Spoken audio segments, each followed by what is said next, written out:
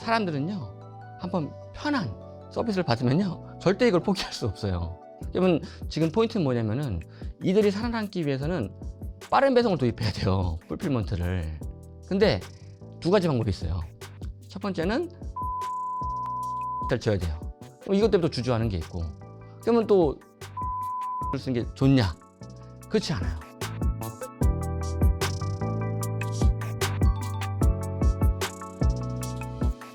우선은 그 전반적인 흐름을 봐야 되는데, 그 우리나라의 이제 주요 유통 흐름은 기존에 이제 백화점, 뭐 편의점, 대형마트 같은 오프라인 유통이 주도를 했어요. 이제 그러다가 이제 2년 전부터 이커머스가 50%를 넘어서면서 이제 메인이 이제 어떻게 보면 이커머스로 흐르게 됐죠. 그래서 어떻게 보면은 이 이커머스가 이제 우리나라의 주도하는 산업이라고 볼 수 있고요. 이제 먼저 이제 오프라인 유통 한번 이야기를 이번엔 할 건데요. 오프라인 유통이 사실 어떻게 보면 극명하게 갈리는 게 이커머스의 공격에 어떻게 대응을 했느냐, 잘했냐, 못했느냐가 지금의 이제 어떻게 보면 실적을 말해주고 있는 것 같아요. 우선 이야기 드릴 거는 이제 그나마 대응한 백화점하고 뭐 편의점 이야기를 먼저 해드릴 건데요. 백화점은 사실 이제 4, 5년 전부터 굉장히 고민이 많았어요. 왜 그러냐면 이제 선진국에 있는 백화점들이 일본, 유럽, 미국 백화점들이 앞서 이제 굉장히 좀 어려움을 겪거든요. 그래서 우리나라 백화점들은 그 4, 5년 전부터 어떻게 하면은 이 위기를 타개할까 굉장히 고민도 많이 하고 노력을 했는데, 그거에 이제 나온 그 방안이 그럼 우리는 공간을 최대한 활용을 하고 사람들이 즐길 수 있는 뭐 즐길거리, 먹거리를 많이 늘리자. 그래서 맛집도 나오고 뭐 팝업스토어, 그리고 요즘에 그 조명을 하는 뭐 크리스마스 조명도 많이 해서, 그러다 보니까는 어떻게 보면은 이커머스가 장점이 뭐였냐면은 저렴한 가격으로 이제 공부를 많이 해서 처음에 백화점이 타격을 많이 입었다가 이런 즐길거리, 먹거리를 바꾸면서 고객들이 다시 찾아오게 되고 이런 대형화 시키면서 방어를 하게 됐죠. 그래서 좀 어떻게 보면은 대단한 게 지금 오프라인 유통 1등이 1위가 백화점이 됐습니다. 또 성공한 그 유통 채널은 어떻게 보면은 편의점이라고 할 수 있는데요. 편의점도 마찬가지예요. 어떻게 하면 이커머스랑 차별화되는 그런 대응할 거냐 생각했는데, 어떻게 보면 이제 이커머스가 이제 저렴한 가격에 배송이 좀 빨라지면서 좀 들어왔잖아요. 근데 편의점은 우리나라에 5만 5천 개를 전국에 깔아버린 거죠. 그러다 보니까는 뭐 사람들이 급할 때 바로 집 앞에 아니면 회사 근처에 가서 편하게 제품을 금방 구매를 할 수 있고, 또 요즘에 그 날씨가 점점 더워지잖아요. 그러니까 뭐 음료 같은 것도 가볍게 먹을 수 있고, 또 이제 뭐 도시락이라든가 이런 것도 좀 제공을 하고, 또 좀 잘한 게 뭐냐면요, 신제품 같은 걸 굉장히 많이 계속 선보였어요. 그래서 어떻게 보면 편의점도 잘 대응이 됐고, 그러다 보니까 두 개의 백화점과 편의점은 큰 흐름에서는 좀 앞으로 좀 잘 갈 것 같은데, 문제는 이제 대형마트죠. 네, 대형마트 같은 경우는 굉장히 어떻게 보면 그 이커머스의 공격을 잘 방어를 못 했는데요. 그 가장 큰 문제는 공산품을 다 뺏겼어요. 신선식품 빼고 이제 공산품이 이제 거의 다 이제 이커머스에 넘어가게 된 상황이다 보니까, 그 대형마트는 좀 어떻게 보면 라이프 스타일 변화나 이제 그런 걸 잘 파악을 못 한 것 같아요. 과거의 대형마트는 어떻게 보면은 그 주말에 가족끼리 손잡고 나들이 가서 쇼핑하고 즐기는 공간이었는데, 최근에는 이제 어떻게 보면 즐기는 공간은 백화점한테 내주고 쇼핑 공간은 이커머스에 내주게 된 거예요. 1, 2인 가구가 60%가 넘었어요. 그러다 보니까는 굳이 많이 살 필요가 없는 거예요. 그러다 보니까 대형마트는 굉장히 고전하고 있는 상황이죠. 어떻게 보면은 저는 이제 마지막 남은 신선식품마저 뺏기게 된다 그러면 굉장히 좀 위기가 올 것 같아요.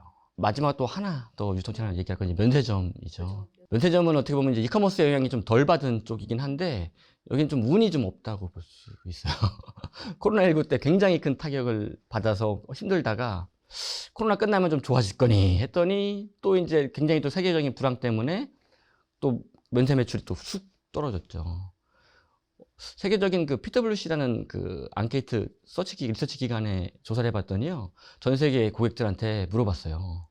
최근에 굉장히 세계적인 불황인데 가장 먼저 소비를 줄일 카테고리가 뭐냐? 했더니 1위가 명품이 나왔습니다.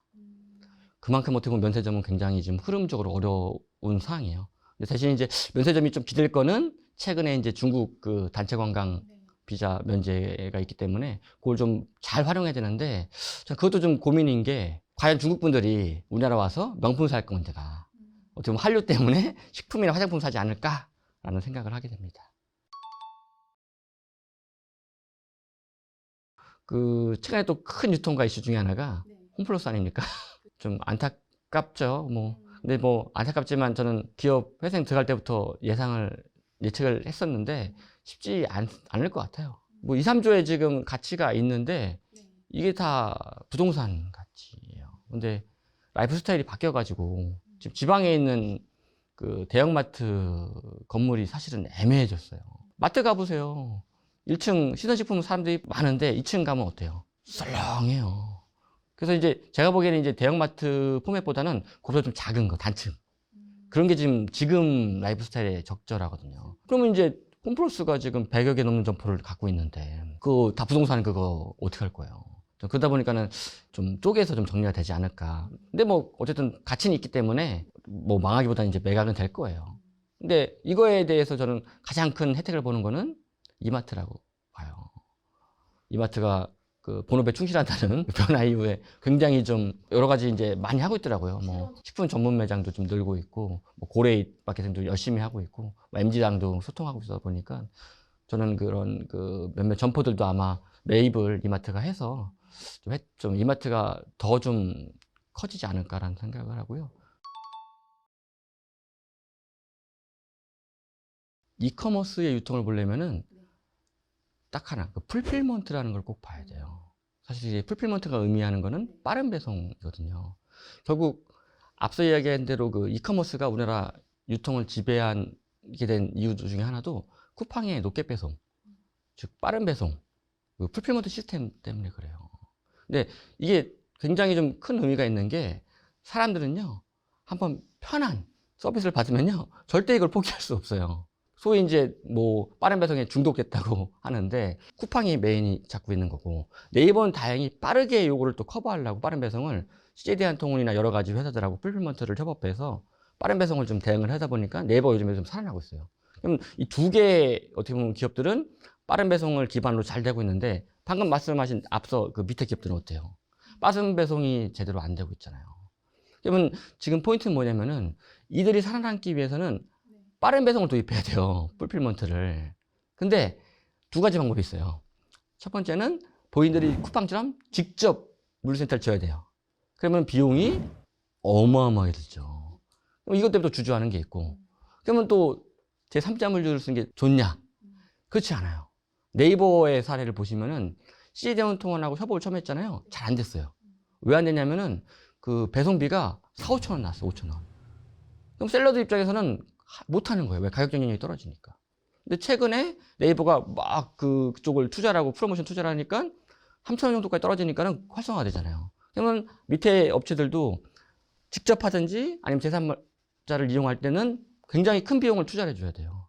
그러면 이거를 선택을 해야 되는데 제가 보기엔 주저하는 것 같아요. 큰 돈이 들어가야 되는데 보장이 없잖아요. 왜냐면 이미 쿠팡과 네이버 쇼핑이 양대 산맥이 잡고 있으니까. 근데 저는 개인적으로 주저할수록 점점 매출 떨어진다. 빠른 배송이 안 되는데 어떻게 거기 가서 쇼핑을 해요? 저는 그래서 지금이라도 빨리 판단해야 될 거라고 생각을 해요.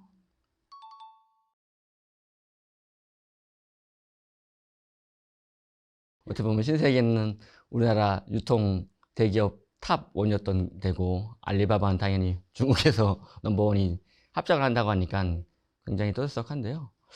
신세계 같은 경우는 우선 G마켓에 많은 고객 정보가 있죠. 옥션이랑 같이 해가지고. 그리고 또 하나가 이제 또 신세계 이마트가 또 잘하는 게 상품 소싱이나 이제 셀러들 잘 해요. 그런 장점을 가지고 있고, 알리바바는 장점이 초저가 상품 굉장히 싸죠.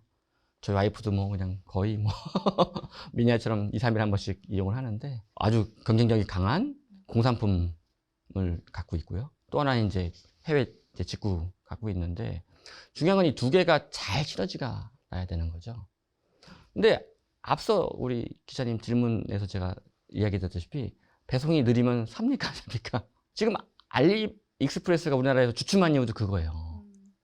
첫 번째가 배송이 너무 느려요. 두 번째가 품질 문제가 자꾸 있어. 세 번째가 브랜드 제품이 없어.